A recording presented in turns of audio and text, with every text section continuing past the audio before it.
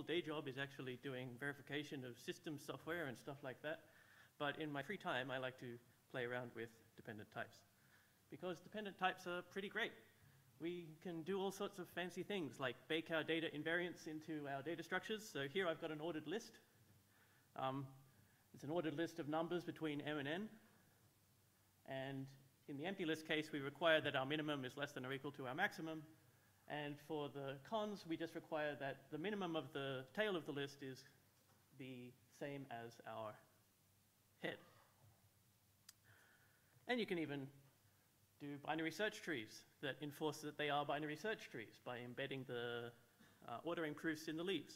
So there's lots of cool tricks like this where you can embed proofs inside data structures. I can even embed some proofs inside some data structures for imperative programs. So I don't know how many of you are familiar with Hoare-logic, but this Hoare triple here is the first, on the left-hand side of the equality, is saying that if the program P starts in a state that satisfies the precondition phi, and then it executes, then if I finish executing, then I will reach a state that satisfies psi, right, the postcondition. And if we type our abstract syntax tree for our imperative programming language with these assertions, these state-dependent propositions, then the Hoare triple phi p psi becomes P, the program, is of type a specification phi to psi, right? So how does this work? Well, what are the basic things we need in imperative programming? We need to be able to do one thing and then another, and we need to be able to choose between doing two different things, right? So if we do one thing and then another, sequential composition, then the first program starting at phi getting to alpha, the second program starting at alpha gets to psi, then overall I start at phi and I get to psi. Similarly, if I'm choosing between two programs, this is a non-deterministic choice, then I don't know which of the two options is going to get chosen, so I have to say that both of the specifications for both of the options have to be the same. We can also run things 0 or more times, right? So it's starting to look a little bit like regular expressions. We have, if I run this 0 times, then I know that my precondition will imply the same postcondition because nothing's happened. And if I run it any more times than that, then I'm going to need to make sure that this loop invariant is maintained. So phi here is our loop invariant. And we also have a guard that says, give me an assertion, and if the assertion holds, then this will successfully execute. And if the assertion does not hold, then it will not. So this means that if I get to the end of this program, that means if in my precondition G implied phi, then phi must be true. And lastly, I just have arbitrary state updates. So if I have a state that satisfies some condition phi, and I get to a state that satisfies psi, then I have a program. I can interpret that function as a state update program that changes my state, right? Okay. Using this, we can define all sorts of other traditional things. So in Hoare-logic, we have the rule of consequence that says that basically if I have a precondition that directly implies some postcondition, then I can do nothing, and I will just be able to move to that condition. And skip, the program that does absolutely nothing, just leaving the state unchanged, is just the program from phi to phi. So it's just consequence where that proof here is identity. Okay, so this is all the basic constructs of a non-deterministic imperative programming language. But let's, and I mean, I put a bunch of extra details about this in the paper. So there's a relational semantics for this, a soundness proof. All of this is sort of taken back from research that I dug up with Will and Paul DeRiver in the 70s. I didn't dig it up in the 70s. The research was done in the 70s. So deterministic constructs. So if we wanted to make deterministic things, if then else statements, then we can do it using these non-deterministic ones. So I'm saying if then else, if G then P else Q is the same as choosing between doing G, the guard G and then P, or the guard not G and then Q. So either I can do P or I can do Q, but if I do P, then G has to be true. If I do Q, then G has to be false, which is effectively not really a choice, right? While is similar system, so it looks a bit ugly, but all I'm saying here is run the loop body 0 or more times. If you run the loop body, then G has to be true, and if you stop running the loop body, then G has to be false. So this effectively is a while loop. Okay. This technique's pretty powerful. I mean, I just encoded arbitrary specifications for imperative programs in my type system, but it's ugly. Even if we look at our ordered list example from before, this is a list of 1 through to 5, and now I've embedded all these ordering proofs in here. That's not pleasant, but at least I can still see it's a list 1, 2, 3, 4, 5, right? I just ignore all the ordering proofs, right? Here's a binary search tree. Now, without thinking about it too hard, can anyone tell me the structure of this binary search tree, right? These proofs are starting to get in the way. Here is a program. Can anyone tell me what this program does? So this is very unpleasant. And the main reason it's unpleasant is we've got all these proof terms in the way, obscuring the structure of what we're trying to see. This is the same program written in a traditional Hoare-logic way. Now, can anyone tell me what this program does? Sums up an array. So we have, all we've done here is written the structure of the program and put some assertions in. Some assertions to indicate what our loop invariant is, what our precondition is, what our postcondition is. And we can do little weakest preconditioning to figure out all of the other assertions automatically. And the proofs, then we just provide a bunch of proofs of implications later on in a separate part of the document. Right? So we don't provide the proofs while we write the program, we write the proofs afterwards. So what we want to do is separate the structure from the proof. Now, lots of people have done lots of work on this, but I wanted to do something very simple. I made up this applicative functor, which is sort of like a bar tab. Basically, if you want to drink now, or you want a proof now, but you don't want to actually think about it, you don't want to actually pay for it, then you can just say, I'll do it later, right? So the goals here is our bar tab. It's a list of all of the proofs that we haven't yet provided. And then in order to get the x, the parameter of our applicative, out, we have to provide a proof of each of the things we've delayed. So pure is just, I'm not borrowing anything. I'm just returning my x straight away. And then I have this later operation that says that, well, yeah, okay, I'll give you an x now, but you've got to provide a proof of it later. And, well, the app operator just concatenates all the goals of the function with all the goals of the argument, and then that way, in order to prove B, finally, to extract the B out of the app here, I need to provide the proofs for both the A to B and the A. And I just take and drop from the H list to get those proofs. Okay, so using that, I can define a new version of my nil constructor that just says, I'm constructing an empty list and I'm leaving the proof to later. And I'm using the idiom brackets here to hide the applicative stuff, so it's all very pretty. And cons just says, yeah, I'll provide an element and then I'll provide the rest of the list, but the proof is later. And now I can write 1, cons 2, cons 3, cons 4, cons 5, and no proofs there, and then in a separate section, provide a bunch of proofs, right? By providing that H list. Or the binary search tree. Now we can see the structure of that tree. We've got 3, and then 2 on the left, and then 5 on the right, and then 4 and 10, right? And I didn't put the proofs here. They're all ordering proofs. You can compute them using your type checker if you want to. I wrote a paper in Tidy 2016 about that. So we have, even for our typed regular imperative programs, TRIP, even for this imperative programming language, we can now, instead of providing explicit proofs when we use the rule of consequence, we can just provide an assertion, similar to the Hoare-logic proof outline, and delay the actual proof till later. Sequential composition, if then else, while, and updates are all just wrapping in the delay applicative. So let's look at an example. I have 2 variables, I and j, and a variable temp, and my goal here is to swap I and j, right?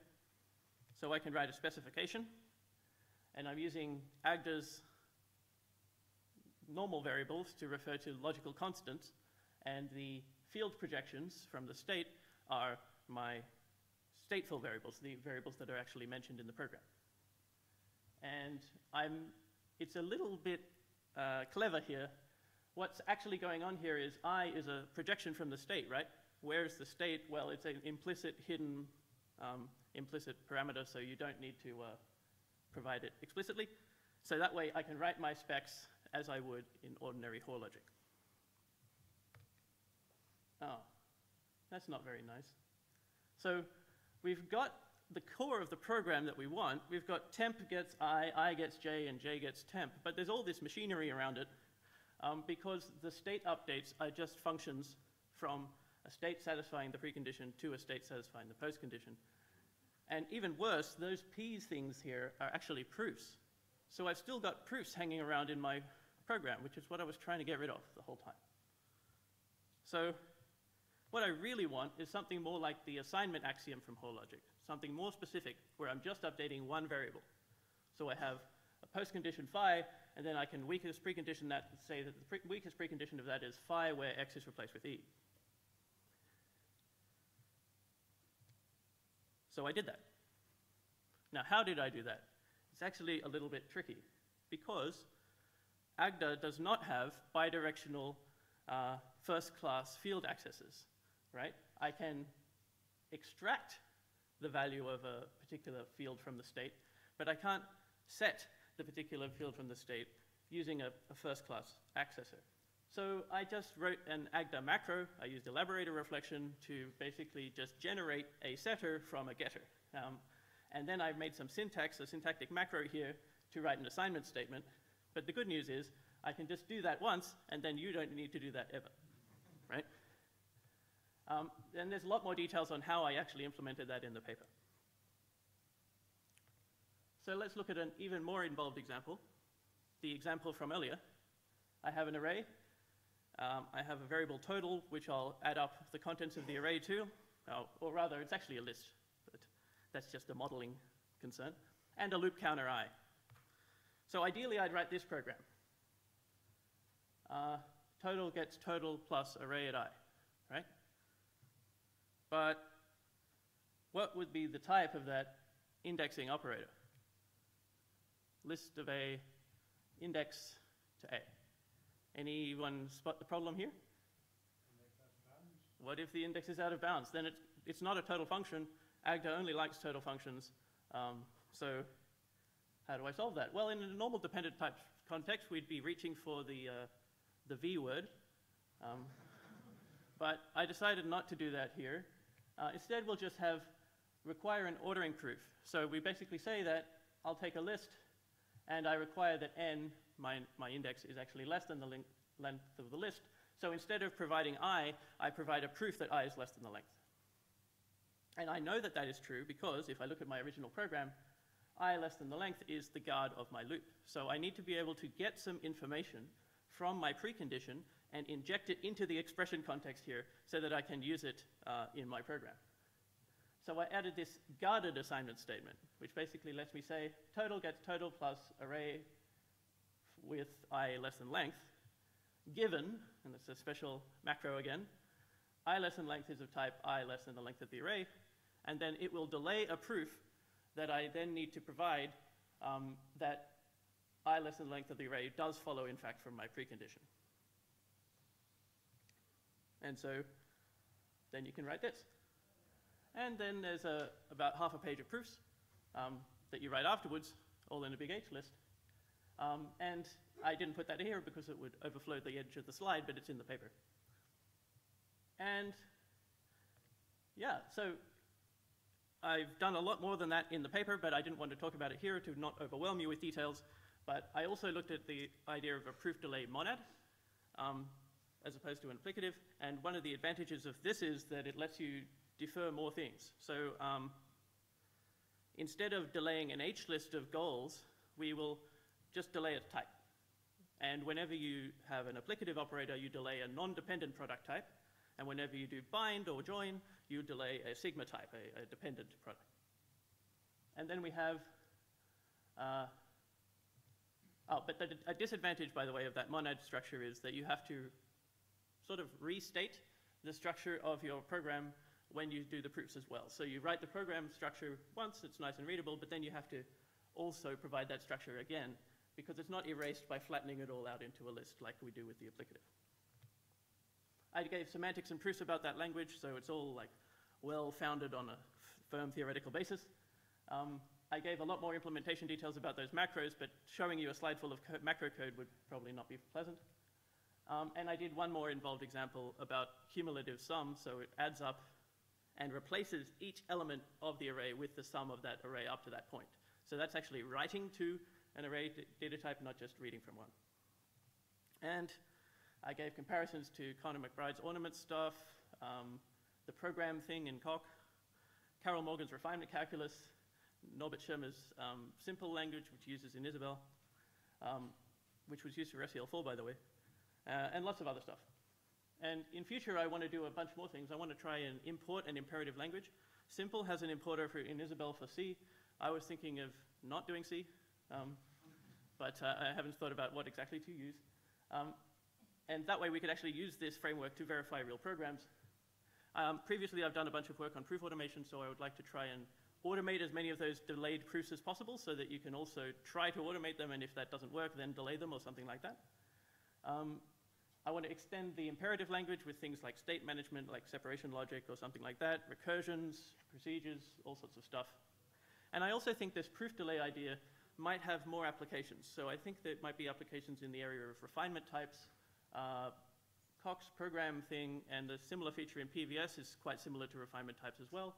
So I feel like there might be something there to explore. Thanks. All the code's on GitHub, so please take a look.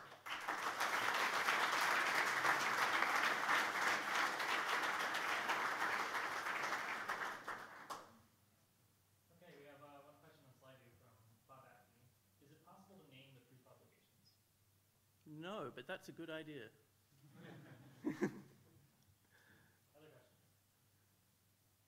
Have you thought about using a first-order representation of your constraints so that you could actually linearize them when you have the dependencies?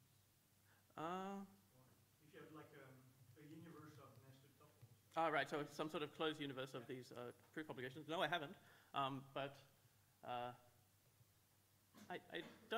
I think that might have some use cases, particularly if you wanted to automate part of the proof process. But if you're just trying to delay these proofs, then we don't really need access to that actual universe, right? We can just defer it. To flatten it. If you have a first-order representation. If you have a dependent product, you can't flatten one half out of the other half because it depends fundamentally on the first half, right? I think that's where I ran into trouble trying to do this before. Yeah. Yeah. One more question? I think my question is related to what you said about the dependent product of the delay. Yeah. Mm-hmm. So you can have parts of your code that depend on proofs that are delayed. Yeah. And specifically the type of that term can depend on the proofs that are delayed. But that's only in the monadic version, not the applicative one.